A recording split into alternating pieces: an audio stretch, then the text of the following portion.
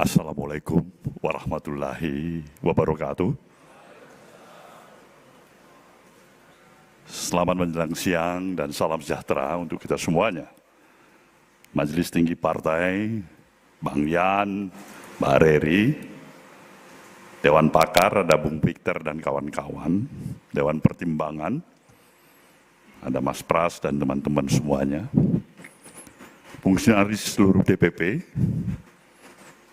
dan lebih khusus lagi tentu Gubernur ABN yang kita banggakan bersama. Saudara, kawan-kawan juga khususnya fungsionaris yang mewakili Dewan Pimpinan Wilayah kita yang berkesempatan hadir pada Rapimnas kita kali ini di Jakarta, yang saya banggakan. Pimpinan organisasi sayap kita, anggota-anggota Dewan kita, khususnya dari DPR RI, yang kita banggakan, seluruh peserta Rapimnas, hadirin dan hadirat yang saya muliakan. Hari ini kita bersama-sama merayakan hari jadi kita, hari jadi partai ini, yang ke-13. Ini satu hal yang sekali lagi saya harus nyatakan pada saudara, amat patut kita syukurin. Satu proses perjalanan yang telah kita lalui bersama, menghantarkan keberadaan kita, posisi, peran, dan eksistensi kita. Seperti apa yang kita miliki, seperti apa yang kita rasakan, seperti apa yang kita juga inginkan. Nah, inilah suatu realisme, realita yang ada pada saat kita sekarang ini merayakan hari jadi kita yang ke-13. Waktu memang tidak berhenti. Dia bergerak, berjalan terus. Dia tidak sedikit pun memberikan ruang kompromi kepada kita. Tidak ada ruang kompromi terhadap perjalanan waktu. Itu satu hal yang tidak mungkin kita ajak untuk bisa kita musyawarahkan, kita kompromikan. Kita mau atau tidak mau, waktu akan bergerak. Kita suka atau tidak suka, waktu akan bergerak. Nah, inilah realita perjalanan kehidupan ini. Sama halnya sebagai ilustrasi Gubernur ABN kita, baru hari ini saya lihat dia perlu berjalan agak sedikit dituntun. Itu karena progres perjalanan waktu. Itu juga akan terjadi pada diri kita semuanya, termasuk pada diri saya. Dan disinilah saya ingin mengingatkan kita semuanya, betapa berharganya waktu. Waktu memberikan kesempatan bagi kita untuk memutuskan ke arah mana kita akan menentukan perjalanan selanjutnya dari apa yang kita miliki pada saat ini. Partai kita, Nasdem, juga demikian. Ketika kita pertama sekali, kalau kita sedikit bernostalgia, 13, 14 tahun, 15 tahun yang lalu, diawali dari kehadiran, peran, dan eksistensi sebuah cita-cita yang kita hantarkan melalui kelahiran Organisasi Kemasyarakatan Nasional Demokrat. Jelas saya harus nyatakan pada saudara, Nasional Demokrat sebagai organisasi kemasyarakatan memang kita maksudkan adalah membidanin, dimaksudkan sungguh-sungguh membidanin kelahiran institusi partai politik yang bernama Nasdem. Kita ingin melihat sejauh mana proses sejak awal kelahiran organisasi kemasyarakatan ini bisa memberikan peran atas eksistensinya, bisa memberikan pemahaman tentu terhadap berbagai khayalan dan komponen elemen masyarakat. Apakah pikiran-pikiran atau political gagasan yang kita miliki, tawaran-tawaran konsep, gagasan, pemahaman, pemikiran yang kita tawarkan, bisa mendapatkan tempat atau tidak di hati masyarakat. Kita bersyukur respon masyarakat amat positif. Tetapi ada konsekuensi. Kalau kita ingin meneruskan organisasi kemasyarakatan yang kita beri nama pada waktu itu adalah Organisasi Kemasyarakatan Nasional Demokrat, menjelma menjadi institusi partai politik, tidak semua para pendiri organisasi kemasyarakatan bisa bersatu sama-sama kita untuk melanjutkan tahapan perjuangan perubahan dari Organisasi Kemasyarakatan Nasional Demokrat menjadi institusi partai politik. Tentu saya memikirkan hal itu, sungguh-sungguh menjadi bahan perenungan dan pemikiran yang amat mendalam. Di sisi lain, realisme kondisi keadaan untuk membawa misi, gagasan, pemikiran, konsep-konsep pikiran-pikiran besar yang ingin kita perjuangkan sebagai idealisme kita dalam perjalanan kehidupan kebangsaan yang kita miliki. Kita sebagai organisasi kemasyarakatan akan harus berhenti pada penawaran konsep dan tidak mampu mengaplikasikannya lebih jauh. Kita berhenti pada gagasan itu sendiri. Sebagai diskursus yang terus-menerus, ya itu benar. Sebagai tawaran pemahaman dan pemikiran-pemikiran yang kita bisa berikan, ya itu benar. Tetapi bila kita menginginkan terjadinya operasional, aplikasi terhadap gagasan-gagasan yang kita perjuangkan, kita tidak mempunyai representasi langsung. Karena kita hanya sebagai moral forces dalam kekuatan sebagai organisasi kemasyarakatan. Kita peran kita terbatas. Kita tidak bersentuhan langsung untuk mengambil dan menyatakan setuju atau tidak setuju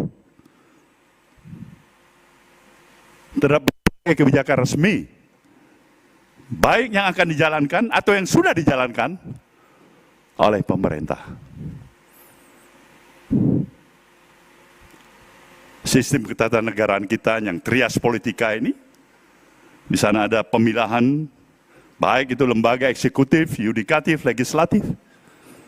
Nah, posisi kita tetap sebagai organisasi kemasyarakatan terbatas, memberikan peran, ide, gagasan, dan tawaran pemahaman pemikiran. Waktu bergerak demikian rupa. Dalam waktu singkat, posisi dan peran kehadiran daripada organisasi kemasyarakatan nasional Demokrat telah memetik dan merebut perhatian yang sungguh-sungguh dari berbagai elemen komponen masyarakat, termasuk khususnya institusi partai-partai politik yang sudah eksis di Senayan.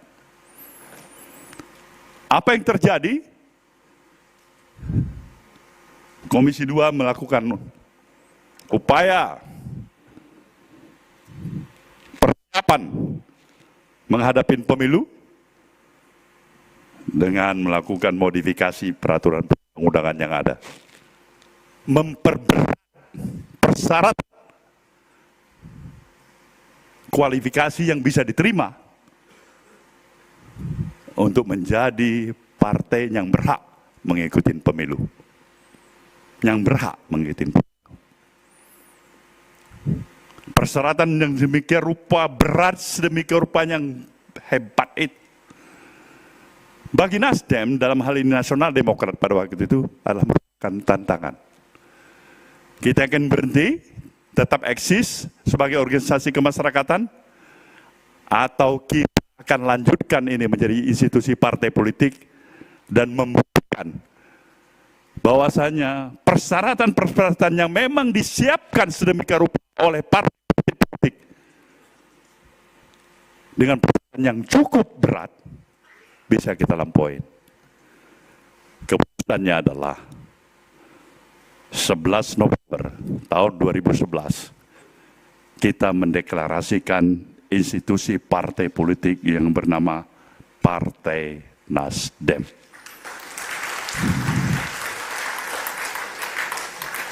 Kita mempersiapkan seluruh persyaratan agar kita bisa diterima untuk menjadi peserta pemilu secara sah. Kita akan laluin dan ikut.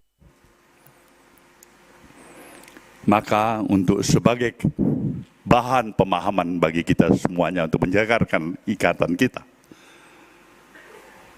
Pulau Miangas yang tidak pernah dikunjungi oleh representasi partai politik manapun untuk menginjakkan dirinya di Pulau Miangas, itu dimulai oleh kehadiran partai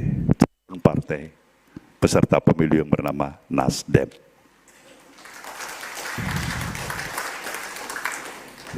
Kita berkomunikasi untuk bisa ada satu kecamatan di Miangas sana. Itu harus melalui perjalanan laut selama 3 hari 3 malam. Lebih dekat dari Filipina masuk ke Miangas daripada dari Sulawesi Utara. Tidak ada pesawat udara ke sana. Kita mau agar seluruh persyaratan itu bisa kita lengkapi melebihi syarat yang disiapkan. Kita mau kehadiran kita dengan persyaratan baik itu di pusat, provinsi, kabupaten, kota, kecamatan, melampaui semua persyaratan itu. Maka dalam sidang DKPP yang dipimpin oleh Profesor Jimli Asdiki pada waktu itu,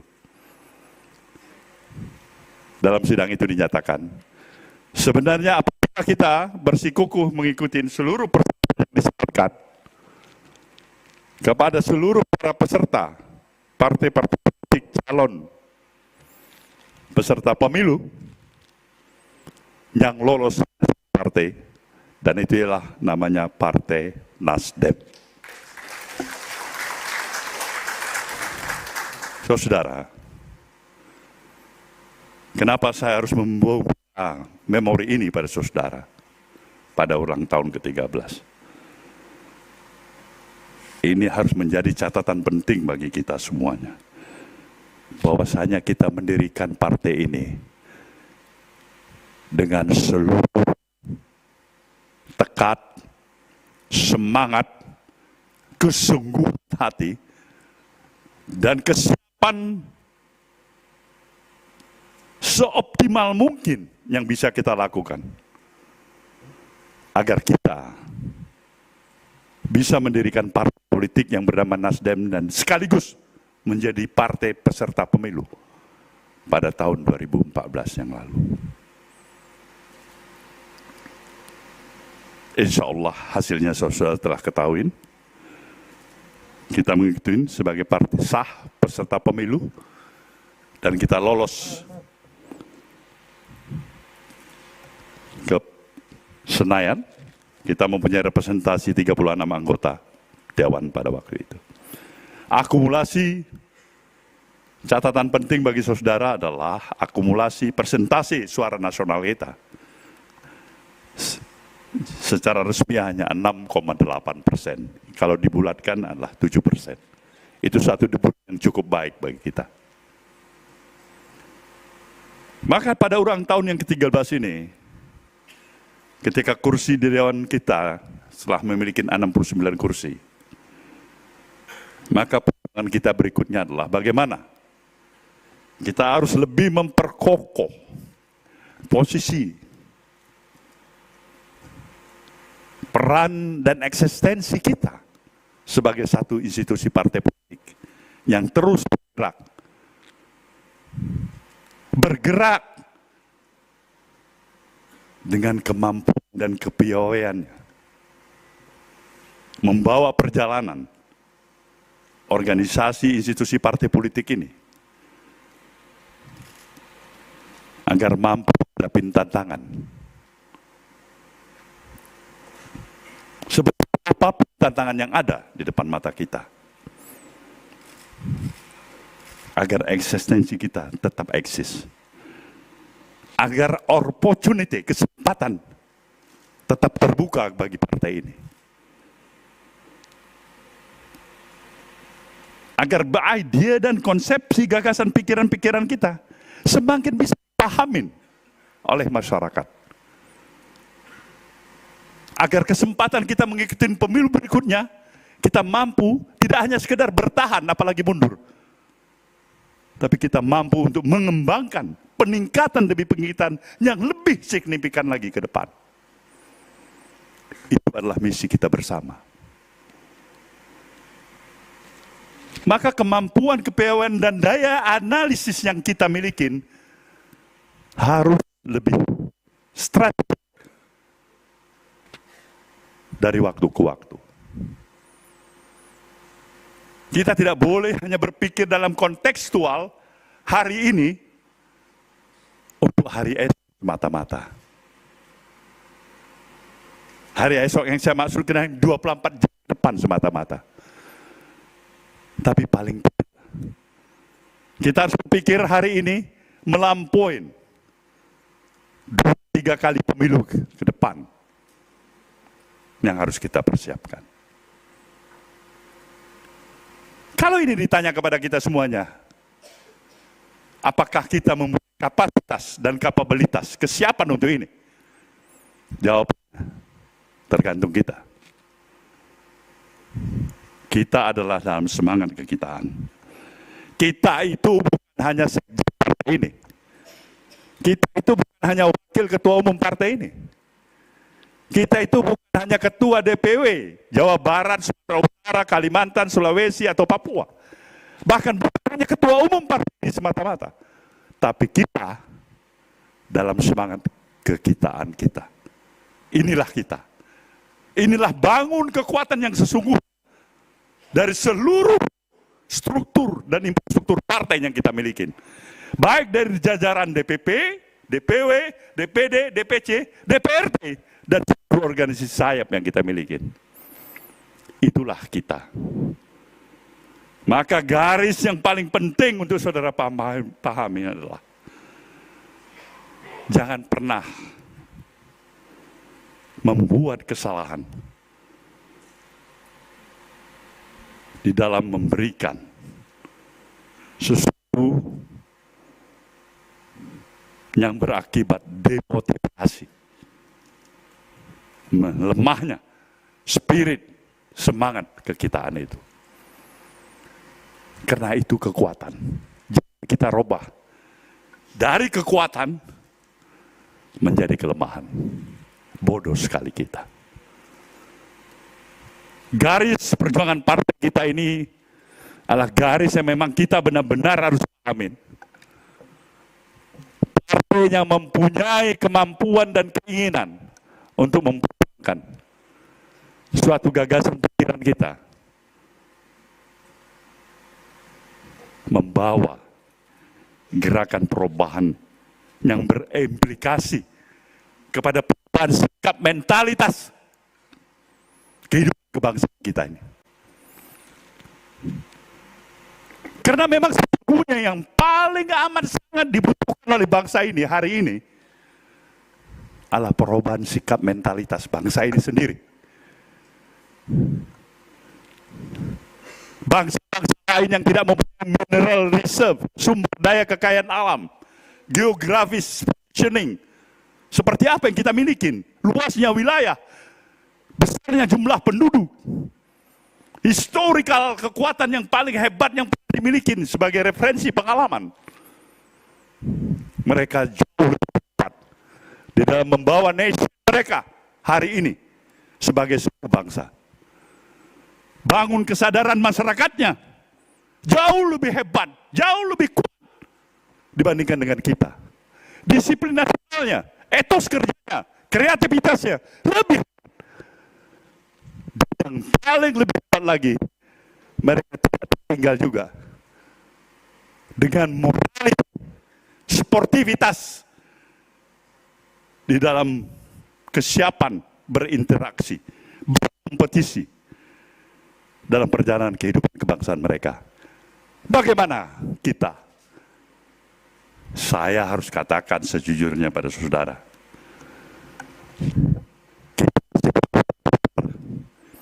kita masih berputar-putar dari satu permasalahan yang kita milikin ke permasalahan yang hampir juga sama yang tetap kita milikin. Kita belum berani keluar dari itu. Kita ingin mengatakan selalu kita ingin bergerak maju. Tapi pada dasarnya kita berjalan melenggang ke belakang. Kita menggunakan retorika. Kita membangun impian-impian kita dan itu bagus. Tapi tidak bagus ketika impian itu hanya sebagai impian. Retorika yang berhenti hanya sekedar retorika. Kita tidak mampu menghadirkan budaya, ajas, kepantasan, kepatutan dalam etika dan moralitas kita berbangsa dan bernegara. Kita mau bangga sebagai negara demokrasi. Saya mengingatkan terus di mana saja. Demokrasi bukan kita. Bukan. Jangan sekali-sekali mengartikan demokrasi adalah tujuan kita dalam berbangsa dan bernegara. Nonsen itu bagi Nasdem. Demokrasi adalah tools, adalah alat dari dasar kesepakatan kita untuk membawa tujuan yang kita kehendaki. Itu demokrasi.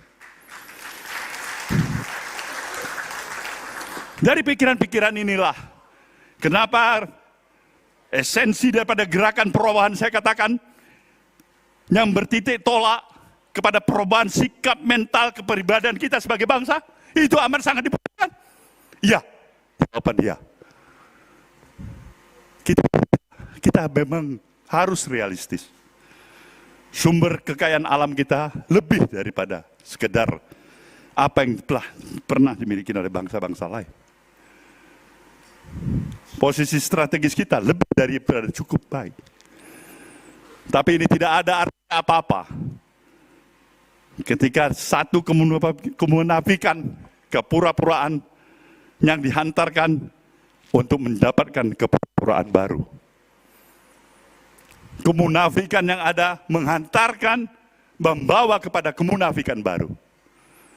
Bangsa ini terbiasa untuk menipu antara kita dan meninggalkan kewarasan kita berpikir. Kita berkompromi untuk hal-hal yang sebenarnya amat merendahkan adab peradaban kita sebagai bangsa yang maju. Ini tantangan bagi bangsa ini. Dan inilah esensinya tantangan bagi kita sebagai institusi partai politik. Waktu bergerak terus. Proses perjalanan ini dalam interaksi keseharian kita berpikir pada realisme kehidupan.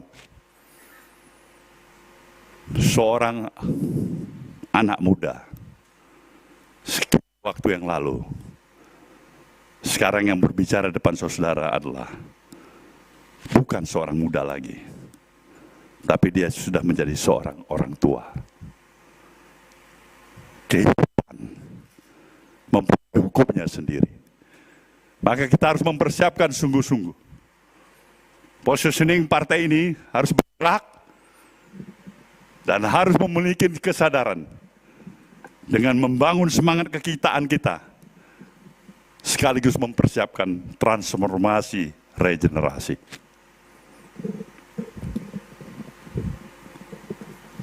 Kepemimpinan saya dari sejak awal partai ini berdiri, mungkin tentu tidak bisa selamanya menjadi ketua umum partai ini. Itu adalah hukum alam. Tetapi saya tidak risau akan hal itu. Saya mempunyai keyakinan dan optimisme yang besar. Kita mampu akan melahirkan pemimpin baru nanti.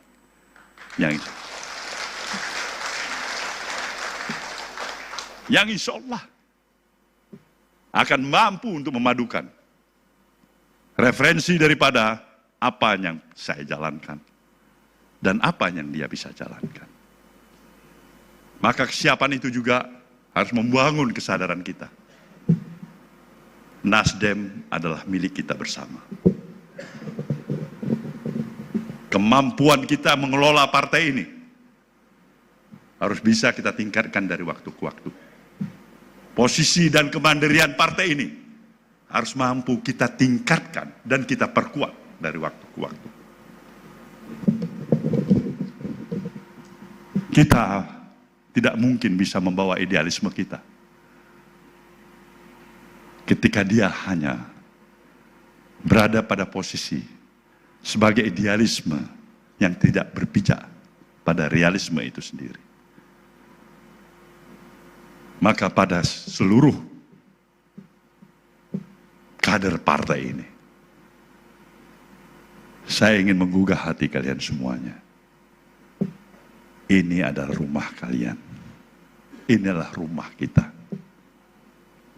Kewajiban kita untuk menjaga rumah ini. Kewajiban kita untuk bisa memperkuat seluruh sendi, pondasi kekuatan, untuk menjaga rumah kita bersama ini. Maka kesungguhan hati, spirit, semangat, pengorbanan, keikhlasan, dan militansi, itu harus kita kedepankan. Posisi kita sekarang ini jelas dalam pemerintahan baru, seperti saudara sudah ketahui sebelumnya,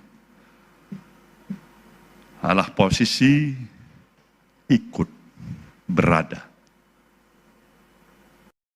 sebagai institusi partai politik yang bersama dengan pemerintahan baru ini untuk menjalankan berbagai dukungan atas kebijakan yang dijalankan. Tapi satu hal yang saya ingatkan pada saudara, jangan pernah menghilangkan komitmen untuk menjaga kesadaran, pikiran-pikiran yang waras ada tetap di diri kita. Kita adalah kita dengan kemampuan, daya, dan analisis yang kita miliki. Bangun kesadaran agar masyarakat dari waktu ke waktu memiliki tingkat partisipasi yang lebih hebat, lebih kokoh dalam menjalankan positioning kehidupan kebangsaan yang kita jalankan.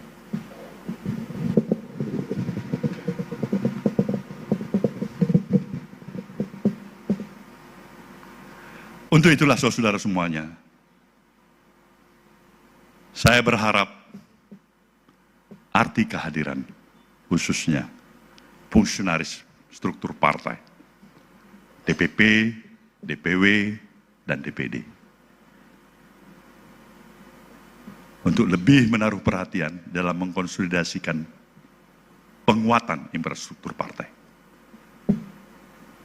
Saya amat sangat berbesar hati apabila dalam struktur partai di tingkat provinsi ada pelaporan yang masuk pada saya, telah terbentuk DPRT yang selengkap-lengkapnya. Itu ukuran bagi saya, kesungguhan hati. Sejauh mana kemampuan daripada fungsionaris tokoh kita, termasuk sekarang ada komando pertanggungjawaban Korwil, koordinator pemenangan wilayah, pertanggungjawaban wilayah. Kita melihat wilayah mana sebenarnya yang masih perlu dibantu oleh DPP karena ketidakmampuannya untuk menghadirkan infrastruktur di tingkat DPRT. Konsolidasi ini penting sekali karena kita harus bisa mengandalkan kekuatan infrastruktur yang dibangun oleh partai ini secara internal. Dia bergerak dari waktu ke waktu. Kita tidak boleh lagi mengandalkan bahwasanya setiap pemilu kita berharap ada belas kasih dari institusi manapun, dari tokoh manapun untuk membuat partai ini. Kita harus membangun tingkat kemandirian kita secara lebih baik.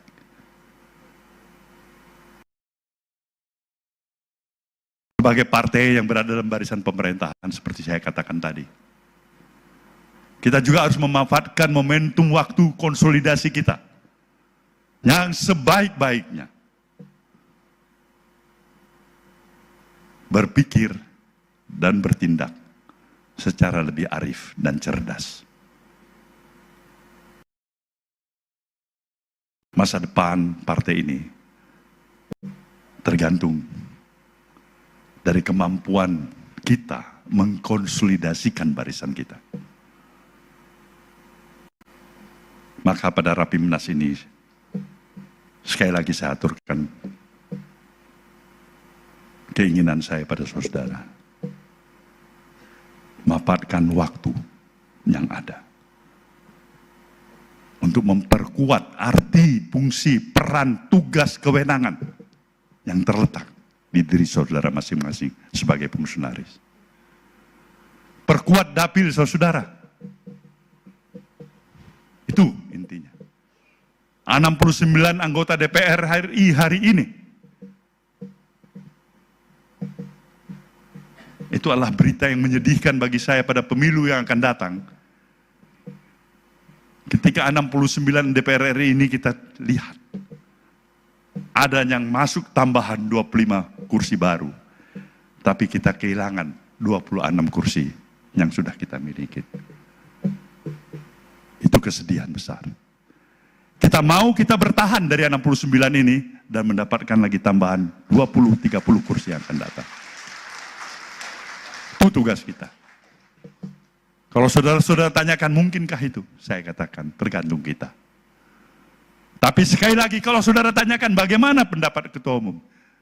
Saya bilang sebenarnya inilah situasi yang bagus sekali untuk Nasdem ke depan. Kalau kita bisa memerankannya. Maka jangan buang-buang waktu untuk berbicara yang tidak perlu kita bicara.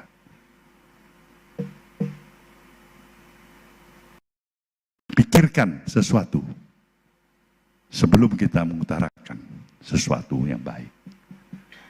Situasi, kondisi, interaksi sosial masyarakat kita ini membutuhkan kepiawaian saudara semuanya. Kepiawaian dalam membangun narasi.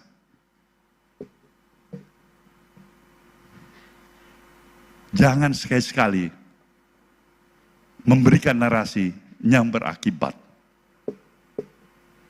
lebih mempersulit ruang aktivitas, fleksibilitas yang kita miliki. Nasdem harus kembali menjadi referensi sebagai partai yang cerdas. Dan itulah saudara semuanya. Kita harus menjadi partai yang cerdas. Kita punya kapasitas, kita punya kapabilitas, tapi tergantung apakah kita sungguh-sungguh ingin mendayagunakan kapasitas dan kapabilitas yang kita miliki. Rapimnas ini membangun kesadaran kita bersama dengan harapan pilkada pada tanggal 27 November nanti. Kita akan lihat insya Allah sejauh mana hasil bibit tanaman yang telah kita tanam dalam proses perjalanan waktu hingga kita memasuki tahapan pilkada. Saya mengharap dari kalkulasi yang ada,